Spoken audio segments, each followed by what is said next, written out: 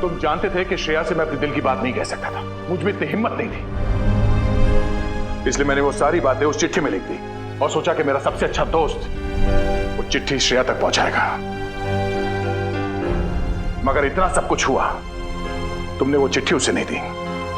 क्यों? तुमने ऐसा क्यों किया मेरे साथ? वो एक्चुअली नहीं, शायद अभिजीत तुम्हारे पास इस बात का जवाब नहीं है। मेरे जवाब की बात नहीं है दया, किसी और का जवाब है जो मैं नहीं दे सकता। किसका जवाब है? मैं नहीं बता सकता दया। अभिजीत, पहेलियों में बातें मत करो, तुम दोस्त हो ना, खुल के बात करो, खुल के बात करो। यार वो बात नहीं है, दोस्ती के लिए तो मैं अपनी जान भी दे सकता हूं। हाँ, झूठ भी बोल सकते हो।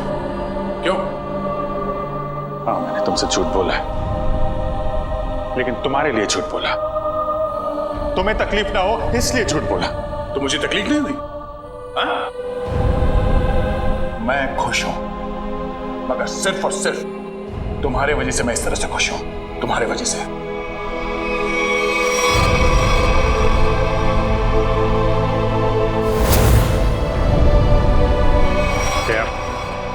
एक मिनट यार, प्लीज, ये श्रेया का गुस्सा मुझ पे मत उतारो यार।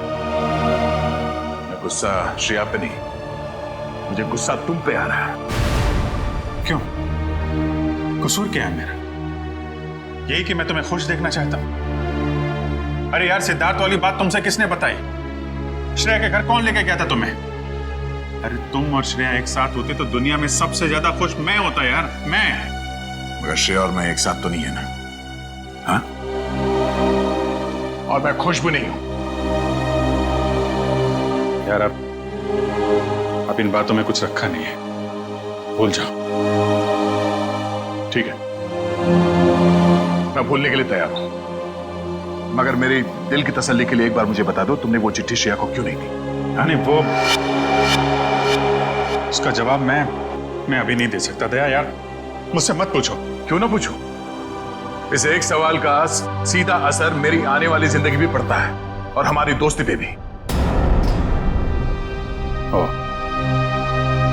मतलब अगर इस सवाल का जवाब मैंने नहीं दिया तो हमारी दोस्ती खत्म?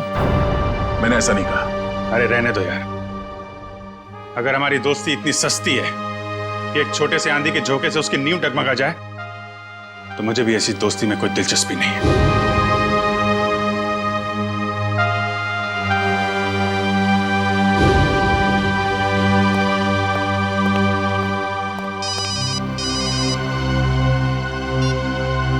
Hello,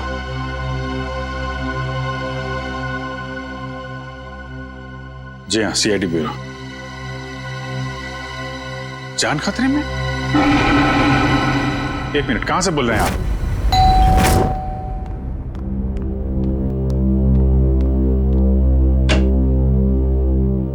CID? जी हाँ। क्या हुआ आपकी पत्नी के साथ? सर आप बैठिए, मैं सब बताता हूँ। तुम तो कह रहे थे कि तुम्हारी पत्नी मुसीबत में। ये गलत कह रहे हैं, मैं बिल्कुल ठीक ठाक हूँ सर। तुम्हारी हिम्मत कैसे हुई मेरी पत्नी के कपड़े पहनने की? पता नहीं सर इनको क्या हो गया है, बिल्कुल बहकी बहकी सी बातें कर रहे हैं। मिस्टर राहुल, क्या मजाक है ये? अगर आपकी पत्नी ठीक ठाक है तो सीआईडी का वक्त बर्बाद करने से क्या फायदा? सर मैं सीआईडी का वक्त बर्बाद नहीं कर रहा हूँ सर, नम्रता सच में बहुत बड़ी मुसीबत में है। दरअसल कुछ घंटे पहले लगता आ गई।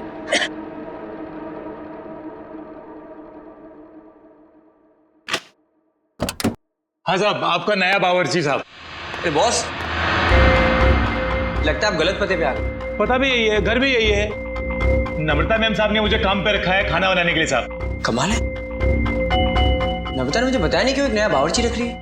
बोलो साहब, खाने में क्या क्या बनाऊं साहब? अरे वो नम्रता आ जाएगी थोड़ी देर में, वो ही बता देगी खाने में क्या बनाना है। तब तक एक काम करो, तुम मेरे लिए एक कप चाय बना दो। ठीक है साहब। रसोई कहाँ है साहब? उस तरफ। उस तरफ।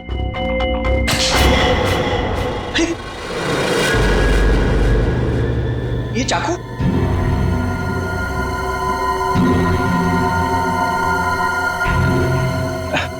घबराइए मत साहब, इससे मैं फल काटता हूँ, भाजी काटता हूँ साहब, और मांस भी काटता हूँ साहब।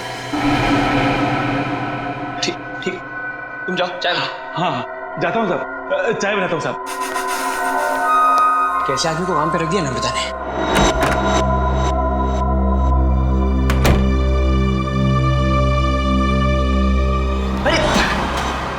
क्या साहब डर गए क्या? ऐसे अचानक सामने आ गए तो कोई भी डरेगा ही ना। ये लो साहब आपकी कॉफी। मैंने चाय बोली थी। क्या साहब आपने कॉफी तो मंगाया था साहब, वही लाया हूँ साहब। अरे यार मैंने चाय बोली थी। अरे कैसे बदतमीजी से बात कर रहे हो तुम? अरे एक तो गलती कर रहे हो, ऊपर से बदतमीजी से बात कर रहे हो मेरे साथ। कैसा आदमी रख दिया है। सॉरी डार्लिंग, आने में थोड़ी देरी होगी। वो मॉल में ना अच्छी सी सेल लगी है तो कुछ ज्यादा ही शॉपिंग कर ली। एक्सक्यूज मी, कौन है आप? और यूं घर में कैसे घुसे चली आ रही है? अच्छा जी, मैंने कुछ ज्यादा खर्चा कर दिया तो इसलिए तुम अपनी पत्नी से ऐसे बात करोगे? पत्नी? कौन हो तुम? और नम्रता कहाँ है? तुम्हारे सामने। अच्छा अब समझ में आया। मेरी पत्नी ने ही कहा है ना तुम्हें मेरे साथ मजाक करने के लिए, है ना? राहुल तुम्हें क्या हो गया? क्यों बहकी बहकी बातें कर रहे हो? बहुत हो गया ये बकवास। हाँ कहाँ है नम्रता? मैं अभी नम्रता को फोन करता हूँ।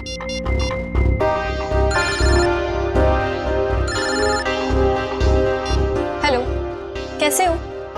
अब यकीन हो गया? बहुत हो गया ये बकवास, बहुत हो गया मजाक। कहाँ है नम्रता? बताओ मुझे नम्रता कहाँ है? कहाँ है नम्रता? क्या किया नम्रता के साथ? राहुल तुम ठीक तो हो?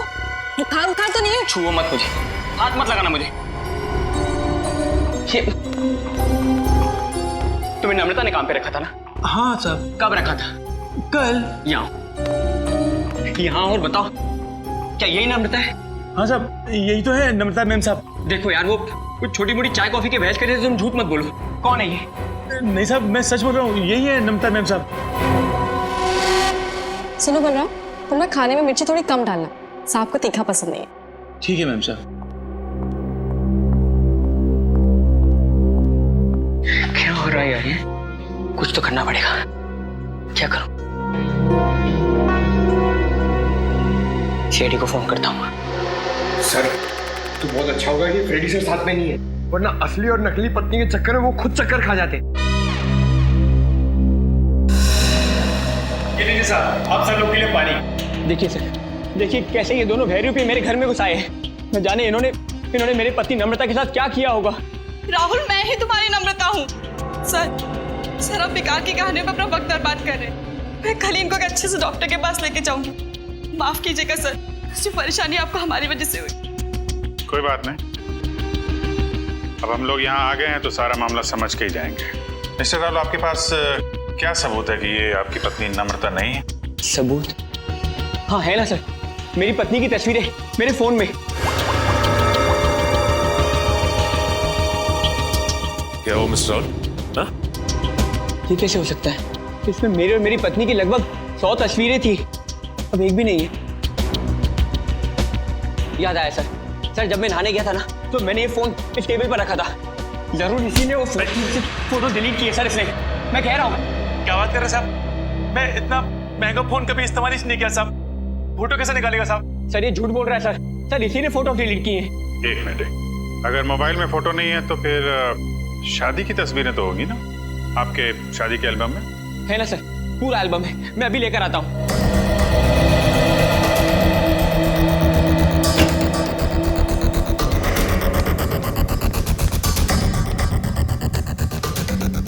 सर ये लीजिए सर, हमारी शादी का एल्बम। अब हो जाएगा दूध का दूध और पानी का पानी।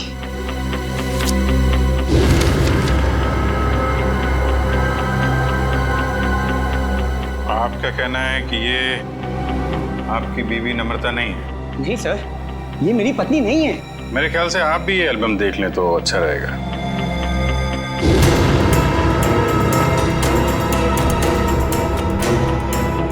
ये कैसे हो सकता है सर? ये कोई बहुत बड़ी साजिश है। ये कोई साजिश है मेरे खिलाफ। जरूर इसमें मेरी पत्नी भी शामिल है। उसी ने भेजा होगा इन दोनों को। मिस्टर राहुल, कभी आप कहते हैं कि आपकी पत्नी खतरे में है, कभी आप कहते हैं कि वो आपके खिलाफ साजिश रच रही है। कहने क्या चाहते हैं आप? सर मुझे कोई खतरा नहीं है और ये कोई साजिश नहीं है। मैंने आपसे कहा ना इनकी तबीयत खराब है। तुम चुप रहो, मुंह बंद रखो अपना। एक मिनट, आप नम्रता हैं? आपके पास कोई आईडी वगैरह है? जी हाँ सर, पासपोर्ट है, पैन कार्ड है, आपको जो चाहिए मैं दिखा सकती हूँ। प्लीज। एक मिनट।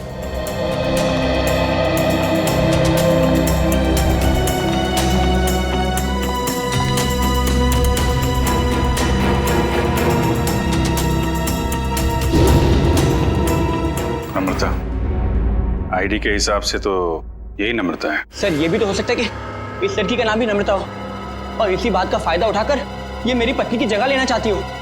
सर नाम एक हो सकता है लेकिन जन्मदिन 19 अगस्त 1986 जन्मदिन का भी एक होना ये बहुत ही बड़ा सहयोग है। क्यों राहुल? अच्छा ये बताइए कि आपकी पत्नी का जन्मदिन भी क्या इसी दिन आता है? हाँ सर, तारीख तो वही है पर ये सहयोग भी तो हो सकता है ना सर। ये संयोग है, वो संयोग है। मिस्टर राहुल, हम आपकी बात पे यकीन करें तो करें कैसे और क्यों? सर मैं सच कह रहा हूँ सर, ये झूठ बोल रही है। तुम नम्रता हो ना, तो ये बताओ कि हमारी शादी की सालगिरह कब है? बताओ ना हमारी शादी की सालगिरह कब है? देखा सर, ये नहीं जानती है, ये झूठ बोल रही है। बताओ ना हमारी शादी की सालगिरह कब है? 14 फरवरी। सर राहुल मुझसे बहुत प्यार करते हैं। वैलेंटाइंस डे पे गोवा में हमने शादी की थी। सर ये पूरी तैयारी कर कर आई है, इसने मेरे पत्नी से ये सब पहले ही पूछ लिया होगा। कोई और सवाल पूछ के देखो। हाँ ये बताओ कि तुमने चॉकलेट कहाँ छिपाई? चॉकलेट? ये चॉकलेट का क्या चक्कर है? सर मुझे डायबिटीज है पर फिर भी मुझे चॉकलेट खाना पसंद है। इससे नम्रता अक्सर मेरी लाई हुई चॉकलेट छिपा देती है, जो बात इसे नहीं पता। अगर तुम नम्रता हो तो बताओ कि तुमने चॉकलेट कहाँ छिपाई है? बताओ तुमने चॉकलेट कहाँ छिपाई?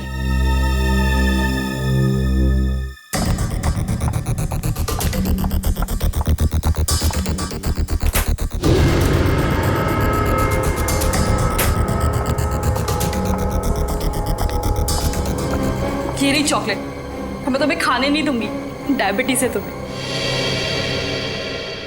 मुझे डायबिटीज नहीं है, मुझे दे दीजिए। अब क्या कहना आपको मिस्टर राहुल? सर ये लोग पूरी तैयारी कर कर आए हैं। ठीक है, एक पल के लिए हम आपकी बात मान लेते हैं, लेकिन ये आपकी पत्नी है या नहीं इसका जवाब तो इस घर में ही मिलेगा। तलाशी लो घर की।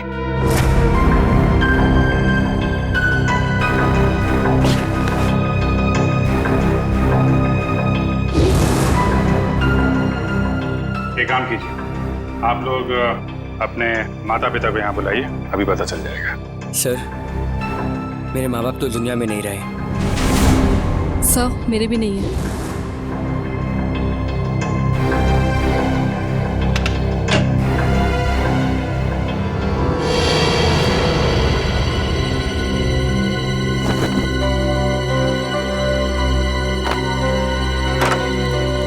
पंकज, ऐसी जगह पे ये डस्टबिन कैसे पड़ा? तो कोई रिश्तेदार दोस्त वो तो होंगे इस शहर में ना, उनको बुलाइए। सर दरअसल हम कुछ ही दिन पहले बैंगलोर से यहाँ शिफ्ट हुए हैं, यहाँ हम किसी को भी नहीं जानते। ओह तो तुमने ये भी पता लगा लिया है?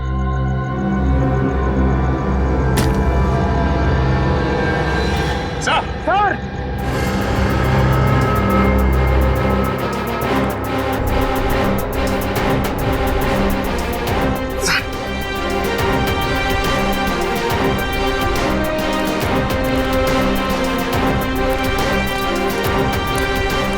सर लाश।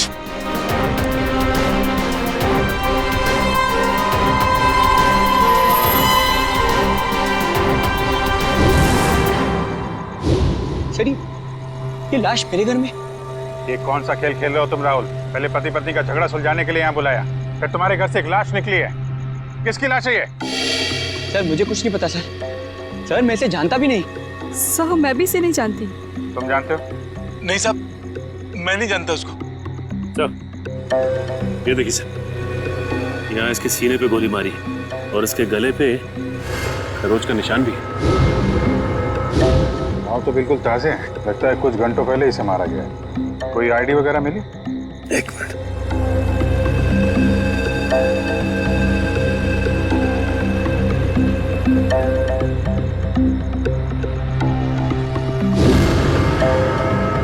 मिस्टर, इसका नाम पुलकित रॉबिन है। पुलकित रॉबिन? सर मैंने इसका नाम कहीं पढ़ा है। पढ़ा है? कहाँ पढ़ा है? अरे सर ये तो एक बहुत ही मशहूर टीवी सीरियल राइटर है सर, साउथ बहू का सीरियल मैं देखता हूँ सर। एक टीवी सीरियल राइटर की लाश मेरे घर में?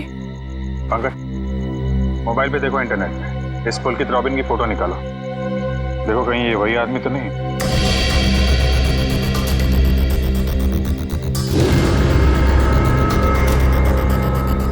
ये तो वही है सर, ये मर गया। अरे उस शो का क्या होगा?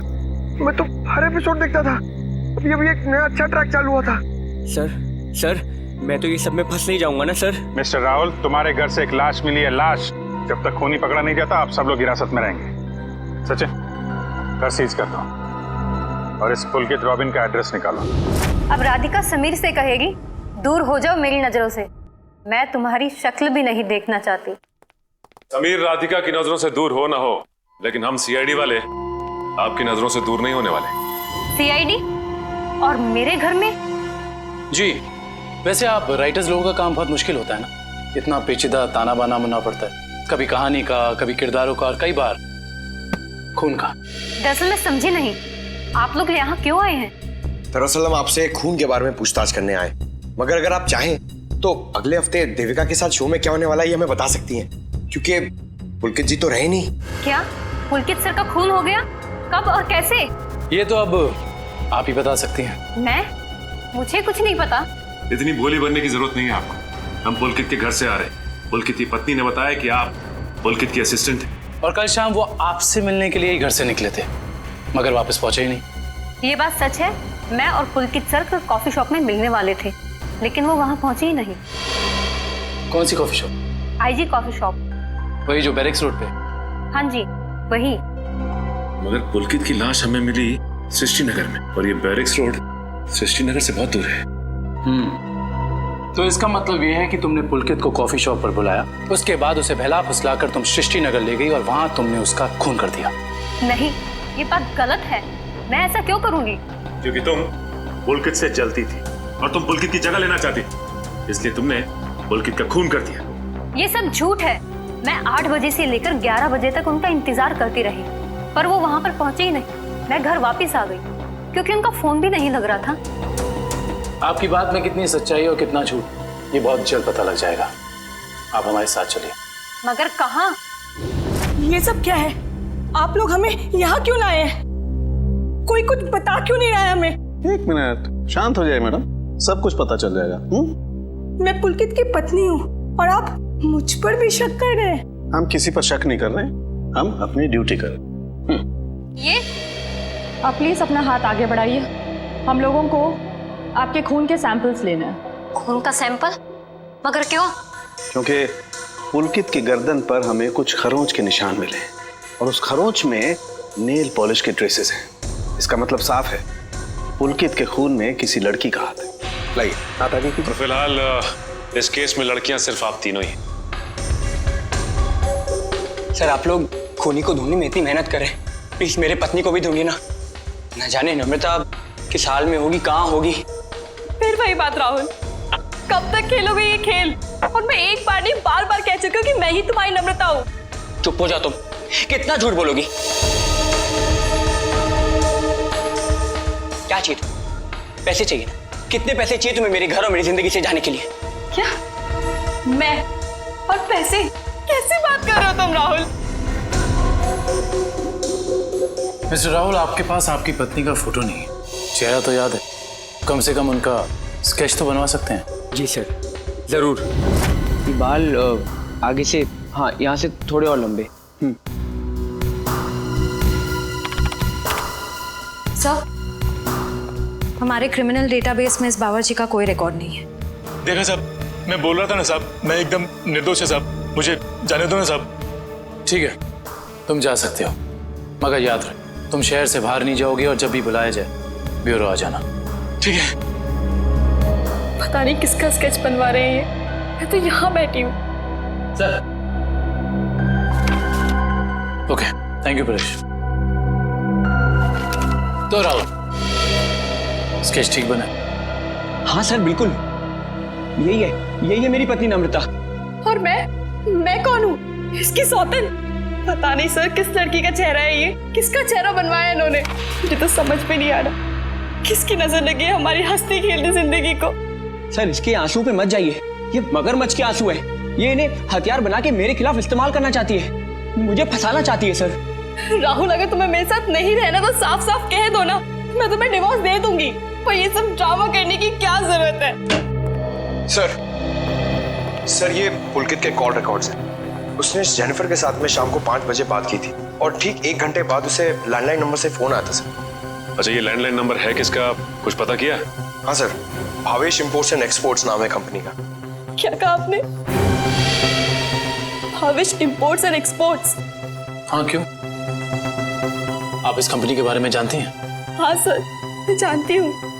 राहुल इसी कंपनी में तो काम करते हैं।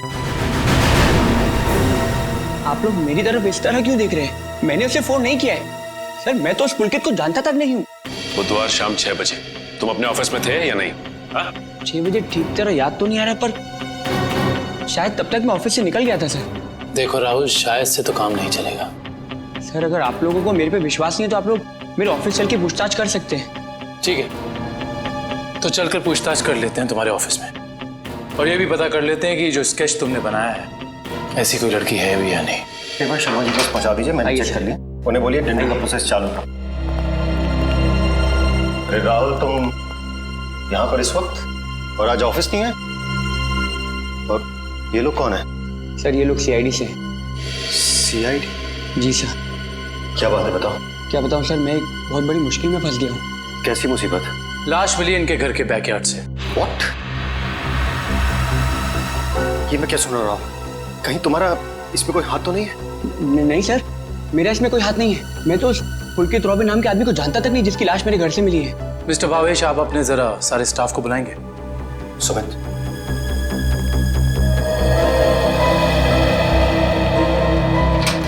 सुनो, सबको बॉस अंदर बुला रहे हैं।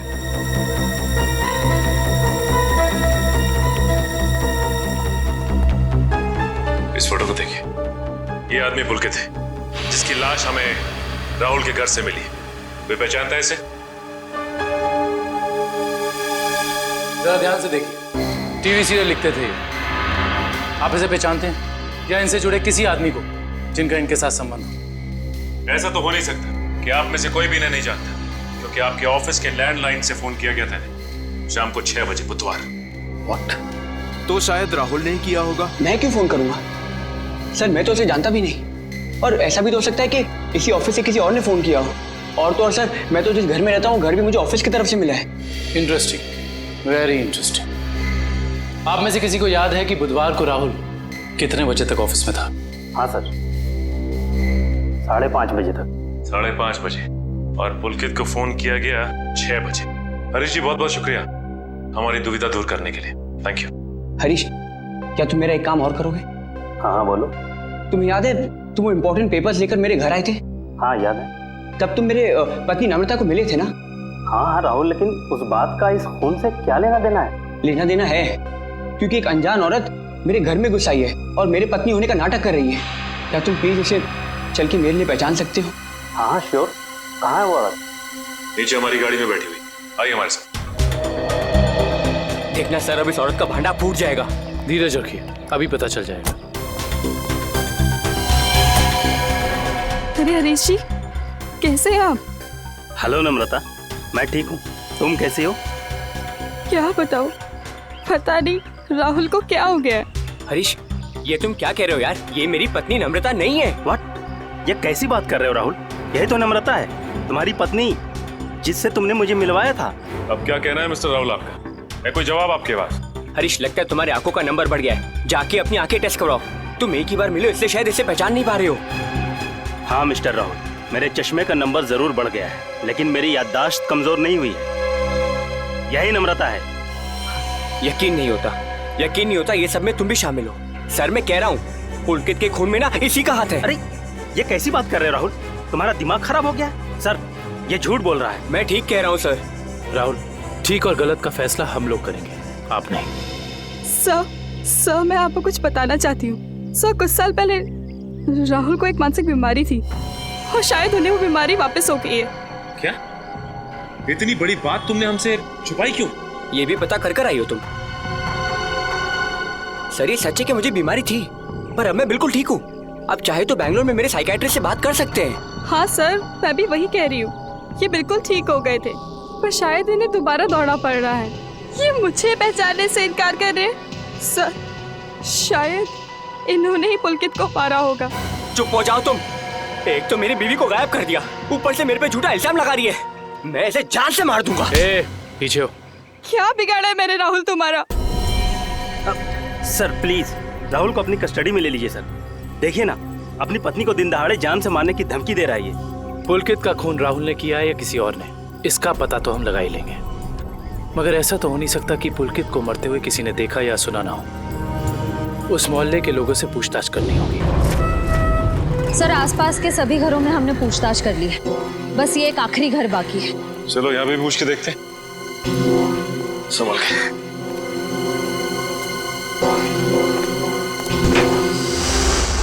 दरवाजा खुला।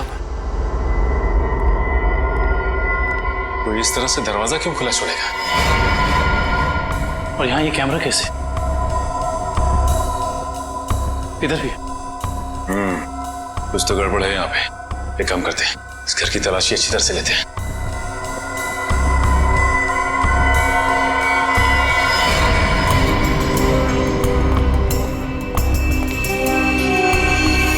सर जल्दी आइए।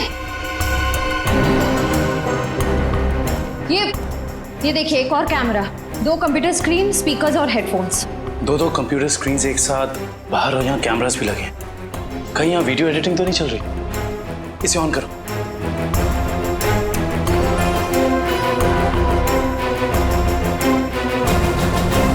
हाँ साहब, आपका नया बावर्ची साहब। लगता है आप गलत पते पे आ गए। नम्रता मैम ने मुझे काम पे रखा है खाना बनाने के लिए। चाय बनाता हूँ साहब। अरे जाओ ना। अभी क्या है? सॉरी डार्लिंग, आने में देर हो गई। वो मॉल में ना सेल लगी थी, तो कुछ ज्यादा ही शॉपिंग करनी। माय गॉड, कैमरा लगा के राहुल के घर पे नजर रखे हुए। क्या हुआ आपकी पत्नी के साथ? सर आप बैठिए, मैं सब बताता हूँ।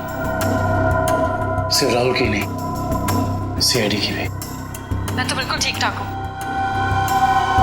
सर एक बात समझ में नहीं आ रही है, इतनी दूर से सीआईडी का वक्त बर्बाद करने से क्या फायदा है? मगर ये आवाज इतनी क्लियर कैसे आ रही है? मैं भी आया। सर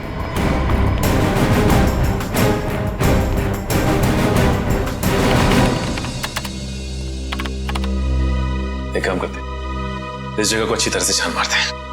हो सकता है यहाँ कुछ मिल जाए। हाँ?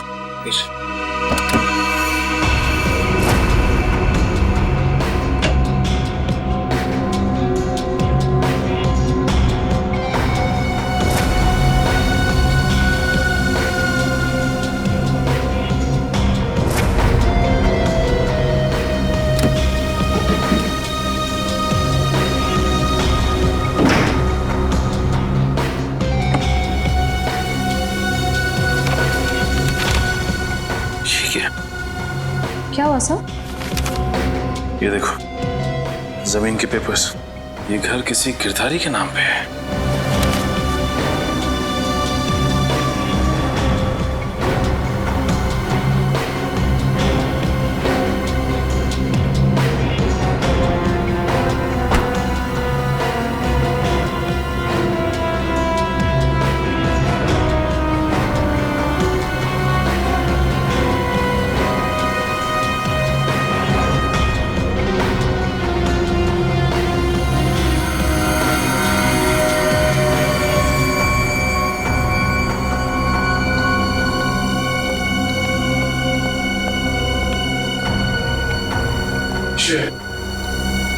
तुम्हारे सारे सवालों का जवाब ये माइक है, जो मुझे राहुल के घर से मिला।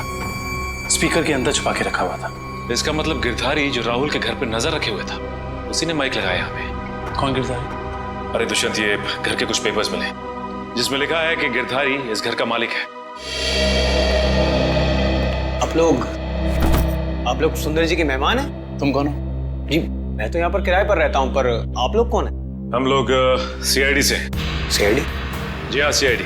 देख के लगता है कि तुम कहीं बाहर से आ रहे हो। हाँ सर, मैं तो अभी गोवा से आ रहा हूँ, पर आप लोग यहाँ पर सुंदर जी ने कहीं कुछ। एक मिनट, ये सुंदर कौन? सर, जब मैं यहाँ से जा रहा था तो मैंने एक घर सुंदर नाम के एक अंकल को किराए पर दिया था। क्या बात, तुम खुद यहाँ पे किराए पे रहते हो और ये घर तुमने किसी को किराए पे दे दिया? सर, मैंने सोचा कि गोवा जाने का खर्चा निकल आएगा सर, इसलिए। और गिरधारी जी जिनका ये घर है वो कहाँ है? सर, वो तो लंदन में रहते हैं सर, साल में सिर्फ एक बार ही इंडिया आ पाते हैं। ओह, उसी का फायदा उठा रहे हो तुम? ये कंप्यूटर कैमरास तुम्हारे? नहीं सर, ये सब मेरा नहीं है सर। झूठ बोल रहे हो तुम राहुल के घर पे नजर रखे हुए थे, जासूसी कर रहे थे उस पे। जासूसी?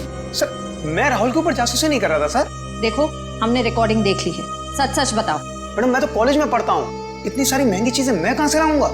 तो फिर ये सारी की सारी चीजें किसकी है? उस आदमी की जिसे तुमने किराए पे रखा हुआ, सुंदर?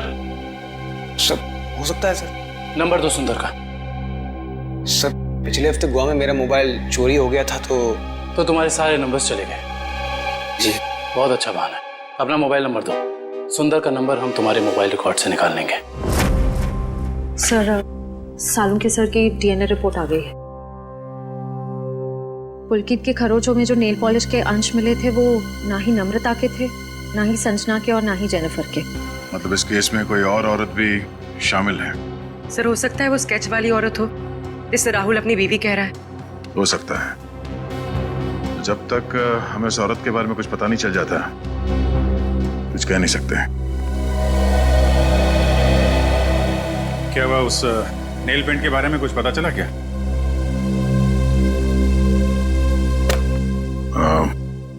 पूरी मुझे कुछ काम है, मैं बाद में आता हूँ।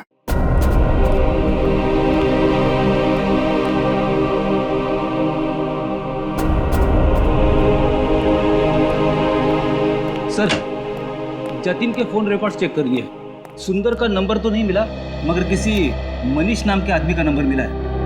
करता क्या है मनीष? सर, कैमरास और रीडिंग मशीन किराए पे देता है। मनीष? इस मनीष से मिलना पड़ेगा। सर, यही है वो सुंदर अंकल जिन्हें मैंने अपना घर किराए पे दिया था। कौन सुंदर? मैं मनीष हूँ। गलत बात है मनीष जी, आप इतने महंगे कैमरा इक्विपमेंट्स ऐसे ही खुले घर में छोड़ा है? इन्हें तो अरेस्ट करना होगा। बिल्कुल।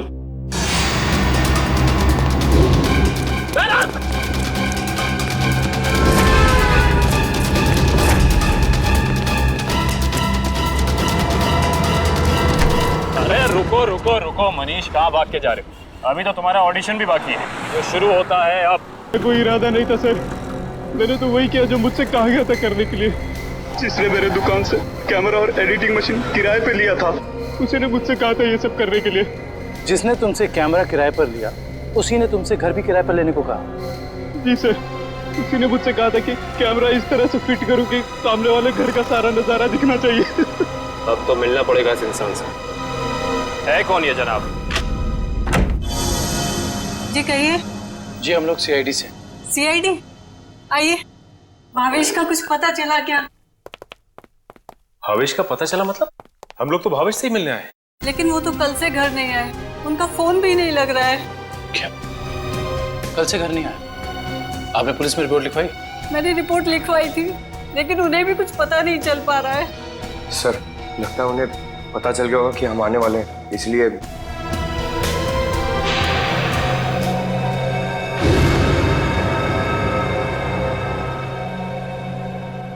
मिनट, क्या ये आपके पति भावेश है? जी हाँ। ये केस तो और पेचीदा बनता जा रहा है। सब मेरे पति भावेश को ढूंढ निकालिए। देखिए मैम, आप चिंता मत कीजिए, अब भावेश का नंबर दीजिए हमें। जी 197985643।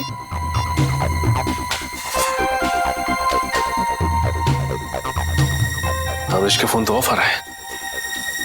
पंकज, भावेश के फोन के IMEI नंबर से पता करो कि उसका मोबाइल इस वक्त कहाँ है।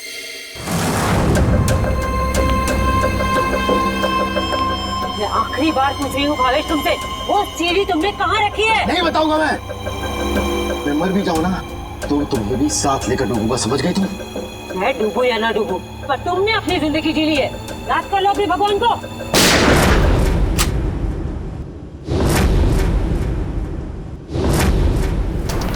बस मुन्नी दुरेली, बहुत मचा रही आतंक।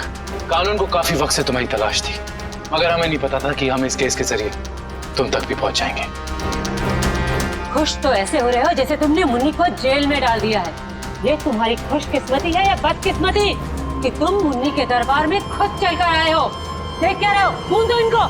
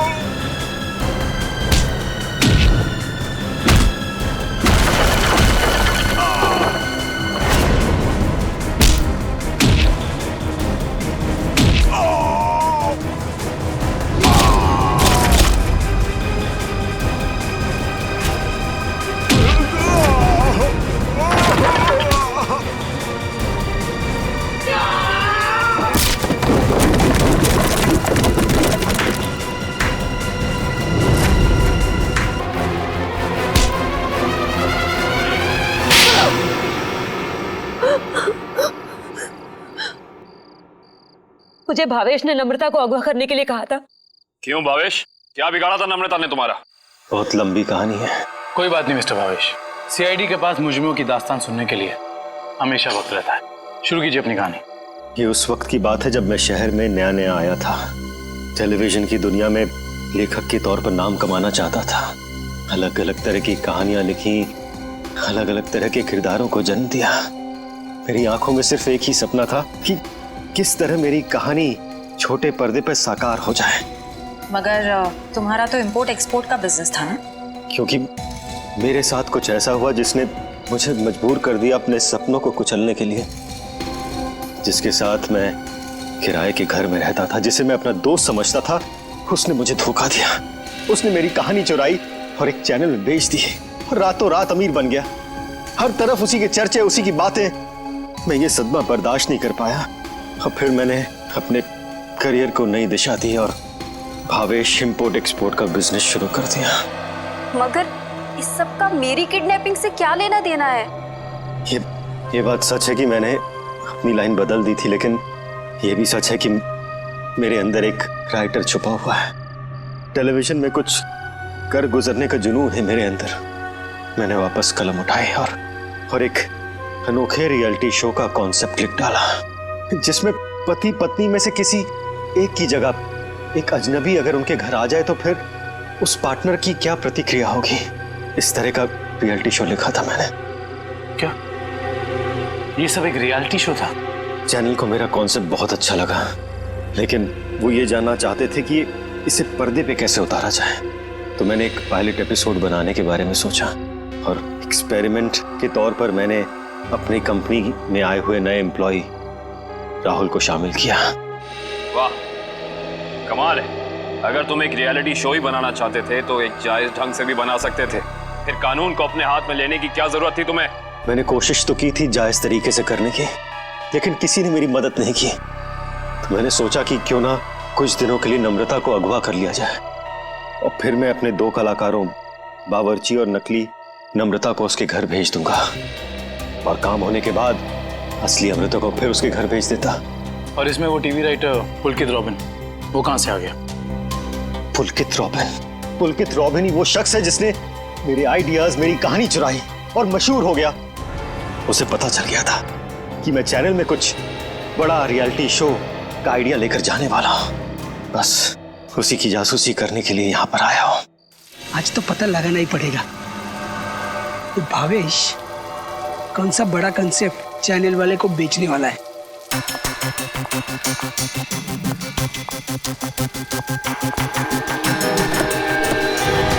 चल गाड़ी में बैठ। कौन हो तुम? मैं नहीं जाऊंगी। गाड़ी में बैठी होने वाला छोड़ो मुझे। क्या कर रहे हैं तुम लोग? छोड़ो उसको। क्या कर रहे हैं तुम लोग? छोड़ो। बेवजह मारा गया। अब तू भी यही चाहती है? बैठ। छोड़ दो मुझे। मैं इसको लेकर जाती हूँ, तुम इसको ठिकाने लगाओ।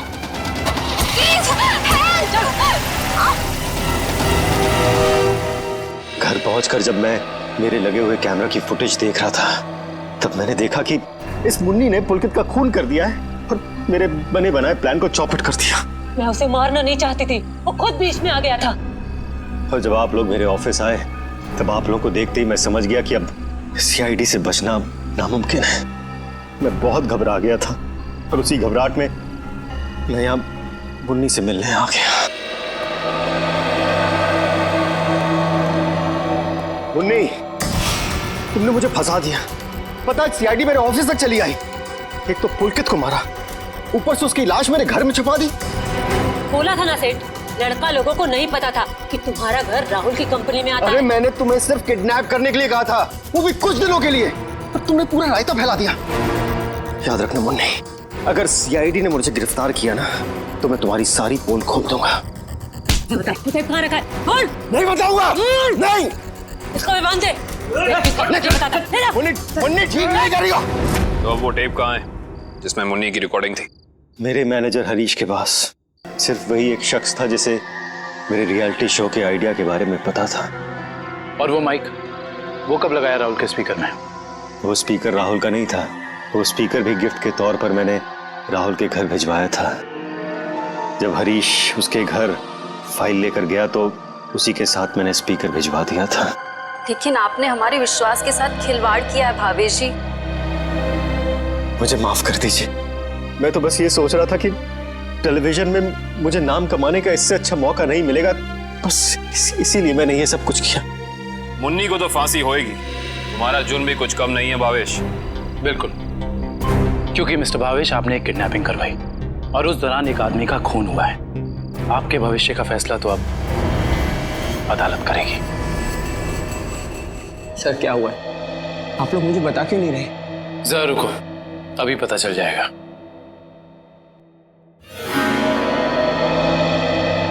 राहुल। राहुल। नम्रता, तुम ठीक तो हो? तुम ठीक हो ना? हाँ, मैं ठीक हूँ। थैंक गॉड तुम आ गई। थैंक गॉड तुम वापस आ गई। मुझे तो लगा था मैंने तुम्हें हमेशा हमेशा के लिए खो दिया है। हाँ, मुझे भी ऐसे ही लगा था। मुझे तो उम्मीद भी नहीं थी कि मैं कभी तुम्हारे पास जिंदा लौट कर भी आऊंगी। वो तो अच्छा हुआ कि सही वक्त पर सीआईडी वाले आ गए, जिन्होंने हमें फिर से मिला दिया। तुम दोनों मुझे माफ कर देना। मुझे नहीं पता था कि मेरी एक्टिंग चीजों को इतनी गलत दिशा में ले जाएगी। एक्टिंग? मैडम, माना कि भावेश जी ने आपको वहाँ एक एक्टिंग असाइनमेंट के लिए भेजा था, मगर लाश देखने के बाद और सीआईडी की कस्टडी में होने के बावजूद आपने हमें सच क्यों नहीं बताया? क्योंकि सर, उन्होंने मुझसे कहा था कि कितनी भी टेढ़ी स्थिति क्यों ना आ जाए, मैं अपना काम करना ना छोड़ूं, एक्टिंग ना छोड़ूं। इसलिए मुझे लगा कि वो लाश भी नकली है और सीआईडी भी सब बस रियलिटी शो का हिस्सा है। वाह, और आप अपनी एक्टिंग के चौके छक्के की बारिश करते रही। मुझे माफ कर दीजिएगा सर। और आपको तो पता है ना कि एक नए एक्टर के लिए टीवी और फिल्मों की दुनिया में पाँव जमाना कितना मुश्किल है। इसलिए मैं कोई गलती करना नहीं चाहती थी, इसलिए मैं एक्टिंग करती रही। अब आप लोग मुझे जो सजा देना चाहें मुझे मंजूर है। सर रहने दीजिए ना सर, अब मुझे मेरी नम्रता मिल गई और आप लोगों ने भी असली मुजरिम को पकड़ लिया है। गलती तो उन्होंने की है तो इन्हें सजा भी मिलेगी, लेकिन इन्हें क्या सजा मिलेगी ये अदालत तय करेगी। फिलहाल आप दोनों जा सकते हैं। Thank you sir, thank you so much.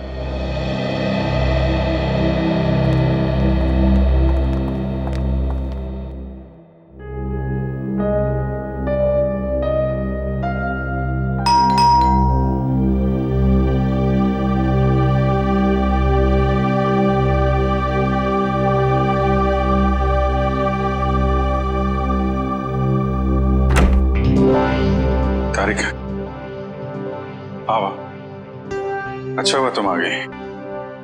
सब ठीक है ना अभिजीत? नहीं, इस वक्त बुलाया इसलिए पूछ रही थी। नहीं वो एक्चुअली मुझे तुमसे कुछ जरूरी बात करनी थी। कितने परेशान लग रहे हो, क्या बात है? एक्चुअली समझ नहीं पा रहा हूँ मैं तुमसे कैसे बताऊं।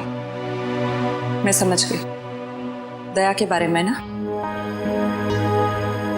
मैं जानता हूँ ये सुनकर तुम्हें बहुत धक्का लगेगा और इससे पहले मेरी हिम्मत जवाब दे जाए, मैं